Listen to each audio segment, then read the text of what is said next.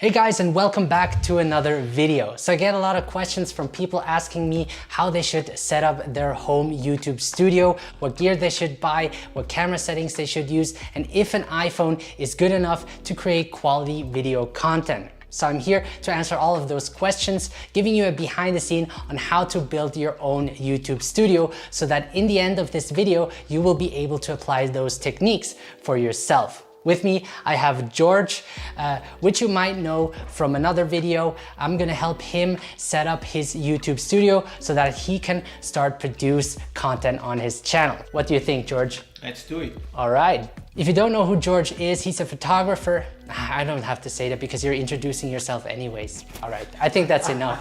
So for this video, we will be using a couple of basic, inexpensive gear, also to show you that with proper gear and the right filming techniques, you can create quality video. So the camera we will be using is the iPhone 11 Pro Max, since most of you carry a smartphone with you. For the tripod, we will be using an Amazon Basic tripod that costs around 30 bucks. Also, you will want to get a softbox. This one costs around 30 bucks. And a good microphone. I chose the Video Mic Me L. That is around 89 bucks that you can just plug straight into your iPhone. So if you already have a smartphone, you will need to invest in around 150 bucks to get started and film good quality video. All the gear mentioned will be in the video description below. So the first step would be composition. When I get into a room, I think about where I should place the camera. We have a lot of window light coming in here, and usually I don't use the window light as a key light because of the exposure that constantly changes. I use the softbox as a key light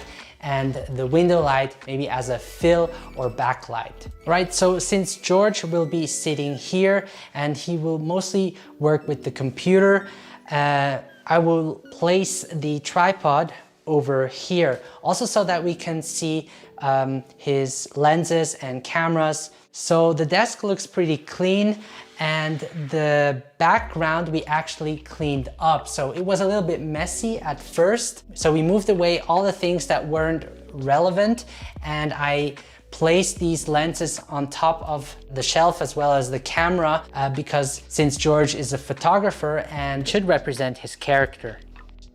So I positioned the camera over here because I want to create depth. Now with a smartphone, it's kind of hard to get the background out of focus because of their fixed aperture. But if you have a DSLR or mirrorless camera with a low aperture lens, then you can create that shallow depth of field. But anyway, it will still create some depth, and you usually don't want to place yourself close to the wall. Because I'm using the rear camera, George actually can't see himself.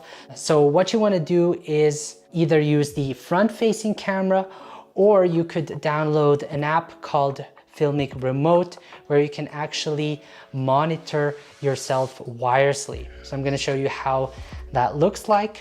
So now the tablet is connected to the iPhone through Filmic Remote, and George can now actually see himself recording and also frame himself. So I'm using the rule of thirds, and what I want to do is place the subject on one of those intersection points.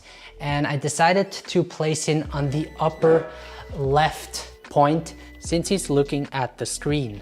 I also want to avoid a dead space in between his head and the top, and that looks already really good.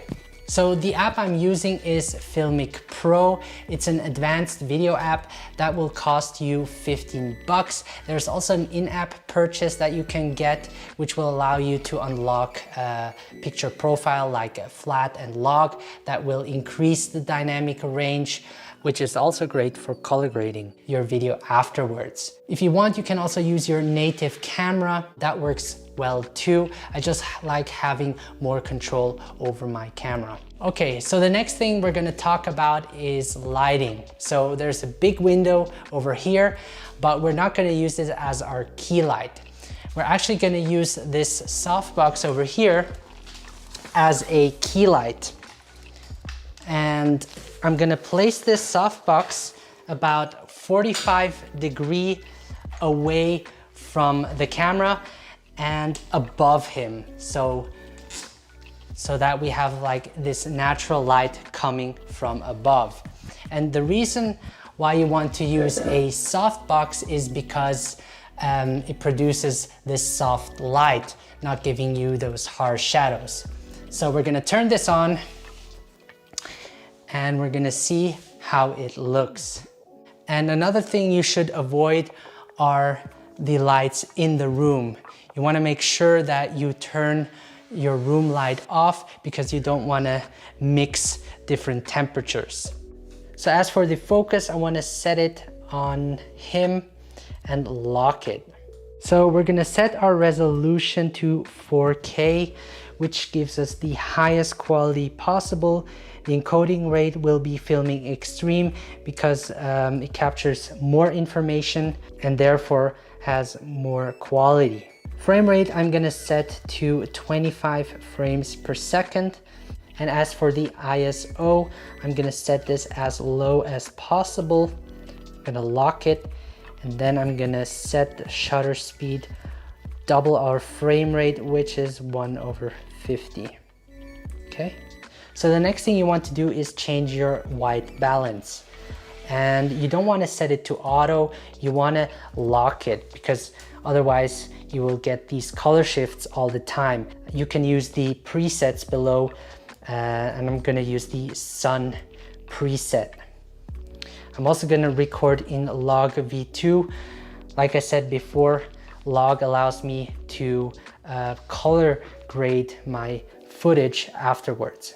Audio is half the viewing experience, so you want to make sure you invest in good audio. And this is the Rode VideoMic Me L that you can just plug into your phone.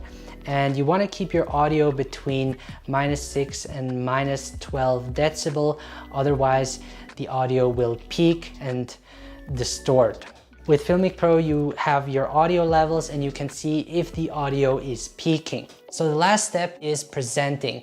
You want to be expressive in front of the camera. You also want to have your eyes on the camera and not somewhere else because you want to connect with the audience. And also try working with bullet points or with a script so that your content is more structured. And especially for those that, struggle speaking in front of the camera, I highly recommend you get some kind of teleprompter that you can just read off. We're gonna do our first test. George is gonna introduce himself in the video and let's see how that will look like. Hey guys, my name is George. I'm a photographer living in Zurich. I'm very excited to tell you that I'm starting my YouTube channel, which will be all about photography. I've been very active on Instagram. I just reached 4,000 followers, which I'm very happy. So thank you very much. I hope to see you guys on my channel. I can't wait to start this new journey. All right guys, so that was it. I think George did a great job for his first video.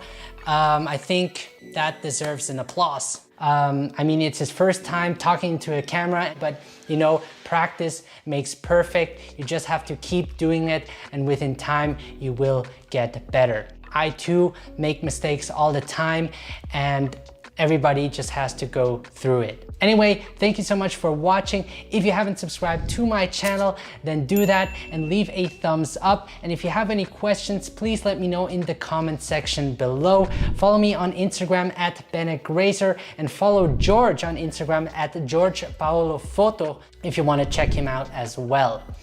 Until then, I wish you a great day and I will see you in the next video. Take care, guys.